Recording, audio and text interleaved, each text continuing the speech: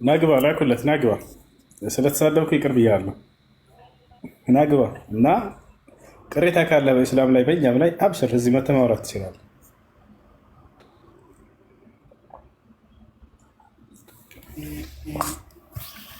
እሺ የሙስሊም ሴቶች ሲወለዱ መደረግ ያለበት ያልሽው ለወንድም ለሴትም አዛን ቢደረግ ችግር የለውም፣ ባይደረግም ችግር የለውም። አድርገው የሚል ሶሒህ የሆነ ትዕዛዝ የለውም። ነገር ግን ቀደምት መልካም ሰለፎች ሲያደርጉ ስለነበር ይደረጋል። ያ ግን መጀመሪያ ሙስሊም ስላልሆኑ ከዚያ በኋላ ሙስሊም ለመሆን ነው ወይ ብሎ የሚያስብ ካለ ስህተት ነው። እዛ አይደለም። ዝም ብሎ ሰዎች አዛን ያደርጋሉ መልካም ሰዎች የነበሩ ባለፉት ከዚህ አንጻር እንጂ አላህ ቃል በቃል ሙስሊም አድርጎ እንደፈጠረን ተናግሯል። ቃል በቃል ሰዎችን ሁሉ ስፈጥራቸው ሙስሊም አድርጌ ነው የፈጠርኳቸው ብሎ በቁርአንም ላይ ሐዲስ አልቁድሲም ላይ ተናግሯል። ኢኒ ኸለቅቱ ዒባዲ ሑነፋ ፈጅታለትሁም ሸያጢን ይላል አላህ። እኔ ሰዎችን ቀጥ ባለ መንገድ ላይ እኔም በማምለክ በእኔ በእስላም ላይ ፈጠርኳቸው፣ ከዚያም ሰይጣናት አዞረቻቸው እያለ ይናገራል። ቁርአንም ላይ ያውና ቁርአንም ላይ ልክ እንዲሁ አላህ ሱብሓነሁ ወተዓላ ፈአቂም ወጅሀከ ሊዲኒ ሐኒፋ ይላል። ፊጥረቱላሂ ለቲ ፈጠረ ናስ ዐለይሃ ይላል። በቀጥተኛ ሃይማኖት ብቻ ፊታቸውን አዝሩ፣ ያም እኔ ሰዎችን ሁሉ የፈጠርኩባቸው ሃይማኖት ሲሆን እያለ ይናገራል። ላ ተብዲለ ሊኸልቂላህ፣ የአላህን ፍጥረት እምነታቸውን መቀየር አይቻልም፣ አትቀይሩባቸው እያለ ይከለክላል።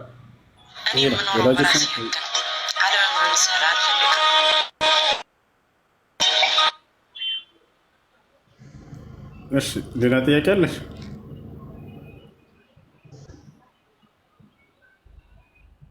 እሺ ከላይ ያለሽው ልጅ ሀይሚ ሰላም፣ እንዴት ነሽ? መካከል ያለሽው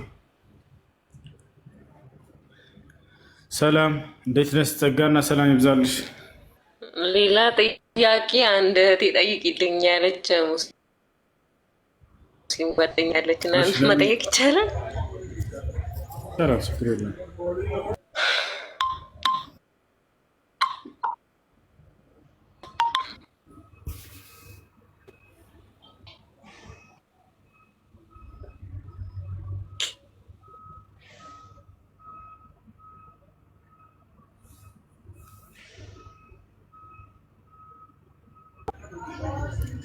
እሺ እስከዛ ላውራ። እሺ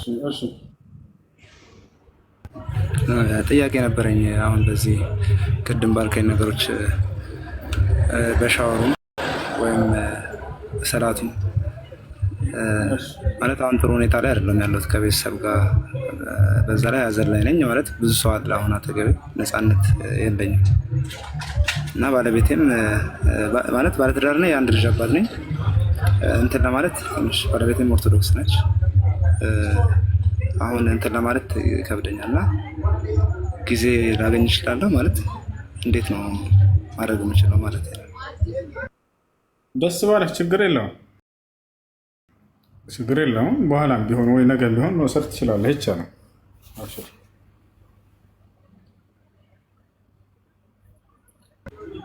እሺ በትዳር ላይስ እንዴት ነው የምትደረገው? እስኪ አስተምሮትን ታሳውቂ። ዳዕዋ አድርግላት፣ ታገስ፣ ዳዕዋ አድርግላት። ቶሎ እንትን ማለት አይሆንም፣ ቶሎ መወሰን አይቻልም። ታገስ፣ ዳዕዋ አድርግላት። አንተ የተረዳኸውን ያክል አስረዳት፣ ቀስ ብለህ ይወጣል። ኢንሻአላህ ትቀበላለች። ታግሳ አስተምራት። ወደፊት የምትቀበልበት መንገድ ካለ የዛኔ ኒካህን ታድሳላችሁ። በነቢያቸው ሰለላሁ ዐለይሂ ወሰለም ጊዜ ሰዎች እስልምና ሲቀበሉ ባልና ሚስቶች አብረው ከሰለሙ ኒካሁን እደሱ አይሏቸውም ነበር። በተለያየ ጊዜ አንዱ ተቀድሞ አንዱ ዘግይቶ ከሆነ የሰለሙት ግን ኒካሁን አድሱ ይላቸዋል። ስለዚህ የተረዳኸውን ያክል አስረዳት። አንተ ኢንሻአላህ በዋና አድርጋለን። አላህ እስላም ይወፍቃት። አንተም ሳትሰለች ምን ሳትል ማስተማርህን ቀጥልበት። እሺ በቤተሰብ ዙሪያስ ማለት ታላቅ እህት ነበረች እና 1-2 ዓመት ምናምን ሆኗታል። እሷም ሰልማለች እና የሰዓቱ ትንሽ ማዘር እንትን ብላ ነበር፣ ከብዷት ነበር እና ማለት በቃ ሙሉ ቤተሰባችን ዘር ማንዘራችን ክርስቲያን ነው፣ ኦርቶዶክስ ናቸው እና ማዘር ለመቀበል በጣም ከብዷት ነበር። በጣም ከምል በላይ አሁን የኔንም ስትሰማ ትንሽ እንዳትጎዳብኝም የሚል ነገር አሳስቦኛል። መናገር አይጠበቅም። መስለማቸውን መናገር ለቤተሰብ አይጠበቅባቸውም፣ ግዴታ አይደለም። ያው ያወቁ ቀን እንግዲህ መታገስ ነው፣ መጽናት ነው ያለባቸው፣ መጽናት አለባቸው። ታቸዋል ኢብራሂም አባቱ ኢብራሂም ዓለይሂ ሰላም ታላቁ ነቢይ አባቱ በቃ ወደ ኢስላም በጠራው አባቱን ወደ እስልምና በጠራው ጊዜ ወይም ወደ አንድ አላህ አምልክ ረሱል ብሎ ጥሪ ባደረገለት ጊዜ በቃ አሁን ነበር የተቆጣ። ወግርሃለሁ፣ ቀጠቅጣለሁ እስከ ማለት ድረስ ዝቶበታል። በሱራ መርየም ላይ ይገኛል ታሪኩ። ነገር ግን የኢብራሂም ጽናት በጣም የሚገርም ነበር። ከሀገር እስኪያባረው ድረስ ቁጣ ከዚህ ጋር ራቀኝ ከዚህ እስኪለው ሄደለት። ታሻል ከሀገር ጥሎት እስኪሄድ ድረስ ኢብራሂም ትልቅ አርአያ ነው ለሰዎች ሁሉ።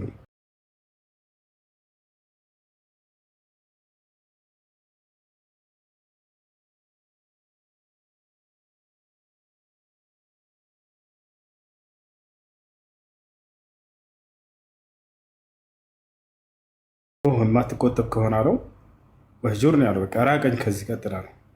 ኢብራሂምም ጥሎት ሄደ እና ያ ነው። አንተ መናገር አይጠበቅብህም ለእነዚህ ሰዎች መስለምህን ችግር የሚፈጥሩ ከሆነ። ነገር ግን የሰሙ ቀን መጽናት አለብህ። የዛኔ ዳዕዋ ታደርግላቸዋለህ፣ ጥሪ ታደርግላቸዋለህ። በተረዳችሁት አቅም ያክል አንተና እህትህ በመመካከር ወላጆቻችንን ቤተሰቦቻችንን እንዴት ወደ ነቢያት መንገድ ወደ ኢስላም እንዴት እንጥራቸው የሚልን አውሩበትና ዳዕዋችሁን ታደርጋላችሁ ኢንሻአላህ። እሺ አመሰግናለሁ። በዚያው አጋጣሚ ግን እኔ በፍጹም ሙስሊም ሆናለሁ ብዬ አስቤ አላውቅም ነበር። የእውነት ማለት ነው።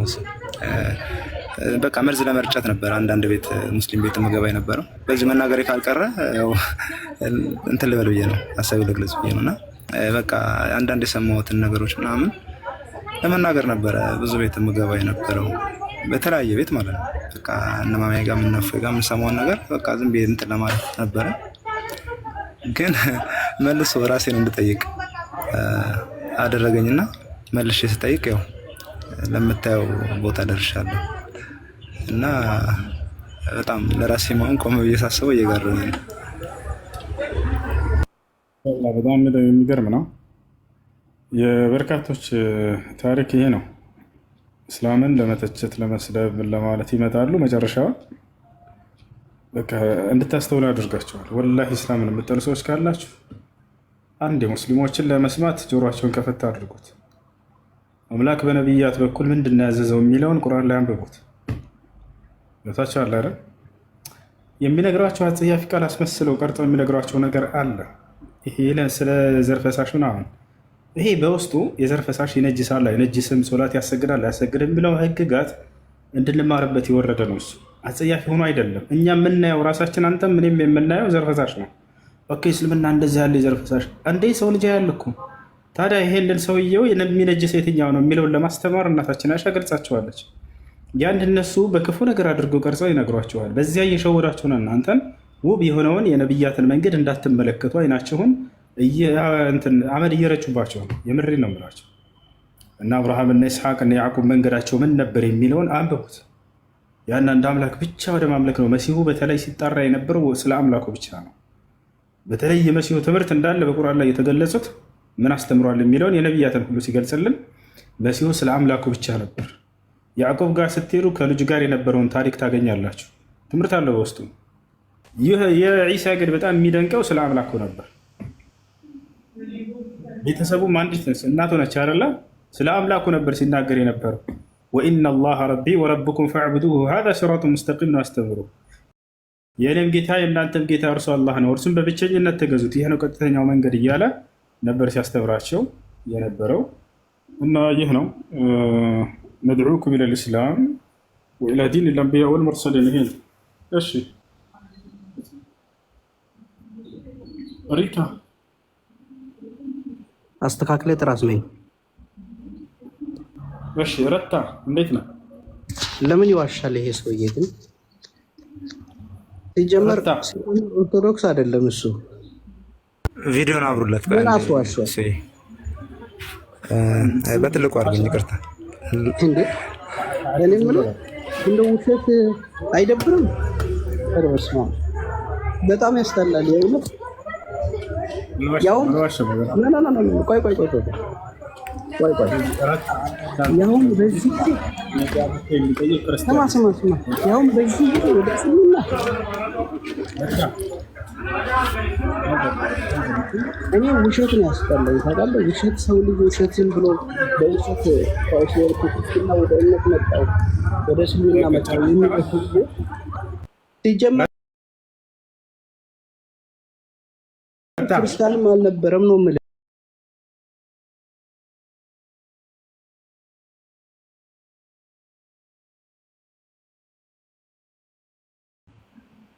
እግዚአብሔር የቱ ጋር ነው ኦርቶዶክስ ሁን ብሎ ያዘዘ? ስለ እኔ ኦርቶዶክስነት ምንም ልጠይቀኝ አይገባም። አውቃለሁ እኮ ሰምቻለሁ እኮ ስለ እስልምና በደንብ አድርጌ አውቃለሁ ወንድሜ። እሺ እግዚአብሔር አዘዋል ወይ ኦርቶዶክስ እንድትሆን? ይሄ ሰውዬ ማለት ነው በ6 ዓመት የህፃናትን ለማግባት ነው የመጣው፣ ለሌላ ነገር አይደለም። መጥቶም ከሆነ ማለት ነው አሁን ወደዛ ጀግና ልጅ እኔ ጋር መጥቶ ሲከራከር ነበር፣ ሲጠይቅ ነበር። ሌሎችም ጋር ይጠይቃል። እኔ ብዙ መስቀሎች ላይ እንደው ያሳየህ እስኪ። ያው ይህን አንድ ሙስሊም መስቀል ላይ ይሰራል ብዙ ጊዜ። ይሄ ምንድን ነው? ተመልከት ወንድም፣ ይሄ ዝም ብለህ በምታደርገው ነገር ነው። ዝም ብሎ ይሄ ምንድን ነው? ይሄ ክርስቶስን ያው ምስክር አድርጎ ከሄድክም ገሃነም ገባ ወዴት ማለት ብዙ ቦታ አለ፣ ግን ጀርባዬም አንገቴም ላይ አለ። ግን ይሄ በቃል ነው። በአንድ እግሩ ገሃነም ገብቶ ኮንትሮል የሚያደርገው ሞልቷል አልሞላም ብሎ ኮንትሮል የሚያደርገውን አብረህ ገሃነም ለመግባት ነው። ለሌላ ነገር አይደለም የሄድከው። ከሄድክም ማለት አሁን ስለ ኢስላም ከሆነ ከኔ ጋር ልታወራ ነው። ስለዚህ አይደለም እኔ ይሄን ሲፈልገው ነው የመጣሁት። ውሸታም ሰውዬ በኦርቶዶክስ ወደ እስልምና እንረዳቸዋለን። ቤተሰቦች የሚለው ሰውዬ ራሱን ችሎ ይሄድ እንጂ ለማስታወቅ እነ እከሌ ጋር ገብቼ እነ እከሌ ጋር ገብቼ ማለት አይደለም። አዳምጥሽ አንድ ጊዜ ቀስ ብለሽ ረታ አሁን ረጋ በለሽ። እንዴት የት ሀገር ልጅ ከይቅርታ ጋር ማቅ ግዴታ ባይሆንብኝ ምን አገባ? የትም ሀገር ለሆነ ኢትዮጵያዊ ነኝ። አንዴ እንድትረጋጋ ያክል ነው። ኦሮሞ ኢትዮጵያዊ አንዴ የተረጋጋ ቀስ በለ። ደስ ይላል። እኔ ኦሮሚያ ክልል በጣም ነው የምወዳቸው። ደስ የሚሉኝ አዳምጣለሁ። እሺ ምን ታደርጋለህ? ባትወዳቸው ምን ታደርጋለህ? ግድ ትወዳቸዋለህ። ኢትዮጵያዊ ሁሉ ኢትዮጵያዊ ስለሆነ ግድ ትወዳቸዋለህ። በደንብ ኢትዮጵያ ነገር እወዳታለሁ። ኢትዮጵያኖችን እወዳቸዋለሁ። አዳምጠኝ።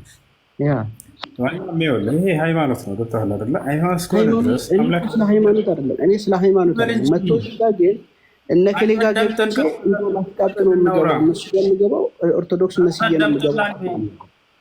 እሺ አዳምጠና አንድ ጊዜ። እሺ ኧረ በእናትህ አንተን የማዳመጥበት ሰዓት የለኝም። አይረታይ በጣም ነው የሚያሳዝነው። እሺ መጥተው እዚህ ሰዎች በሰለሙ ቁጥር እነሱ እዛ ሄዳችሁ ላይቫችሁን ከፍተው ምን ይላሉ? ውሸታቸውን ነው ይላሉ። እዚህ መታችሁ ለምን ሰለማችሁ ትላላችሁ። አያስኬዳም እንደዚህ። ለማንኛውም ቻሉት። ዘንድሮ በአላህ ፍቃድ ሙሉ ኢትዮጵያ ሙስሊም ይሆናሉ። ዘንድሮ አይደለም፣ ዘንድሮ ብቻ አይደለም፣ ወደፊት በቃ ሁሉም ሰው የነብያትን አምላክ ያገኛል፣ ያመልካል። እኔ በግልጽ ነው የምነግራችሁ። በአላህ ፍቃድ ምን እንደምትሆነ አያለሁኝ። እናንተ የነብያት ጠላት ሆናችሁ ማለት ነው። የነብያት መንገድ ሰው በሰበከበት። አብርሃም ጻድቅ ነበር። አብርሃም የእውነት መንገድ ነበር። ኢስሐቅ የእውነት መንገድ ነበር። ያዕቆብ የእውነት መንገድ ነበር። ሙሴ የእውነት መንገድ ነበር። መሲሁም በዘመኑ የእውነት መንገድ ነበር። ታቸዋል አይደለ? ሁሉም ነብያት ያንን የአምላክን ሕግና ስርዓት ለትውልድ ሰብከው ሄደዋል። ሁላቸውም የእውነት መንገድ ነበሩ፣ የህይወት መንገድ ነበሩ። ሰዎችን ወደ ህይወት የሚመሩ ናቸው። ነብያትን እስከ መቼ ድረስ እነሱን የጥፋት መሪዎች አድርጋችሁ አንድ ክርስቶስ ብቻ ያድናል ብሎ እንዳለ ነብያትን ሁሉ ገደል ያስገድም። እንዳጠቃላይ እነ አብርሃም፣ እነ ይስሐቅ፣ እነ ያዕቆብ እነዚህ ሁሉ ቀደምት ነብያት የተጣሩት ብቸኛ መለኮታዊ ሃይማኖት ሀ ኢስላም፣ ይሄ ነው ኢስላም። ገብታችኋል አይደለ? ይሄ ልጅ በጣም ይከራከር ነበር። ሌሎችን ቤቶች እየገባ ይከራከራል። እኔም ጋር ወላሂ ላዚ አስታውሳለሁ መጥቶ ይጠይቅ ነበር አሼ ማለት ነው። ገብታችኋል አይደል? ሌሎችም ልክ እንዲሁ እስከዛሬ ሲሰልሙ የነበሩ ልጆች መጥተው ይጠይቃሉ። ከዚያ በኋላ ይረዳሉ፣ ይሰልማሉ። አልሐምዱሊላህ። እኛ ታግሰን ቁጭ ብለን እንጠብቃቸዋለን። የአምላክን መንገድ እንድታገኙ፣ የነቢያትን መንገድ እንድታገኙ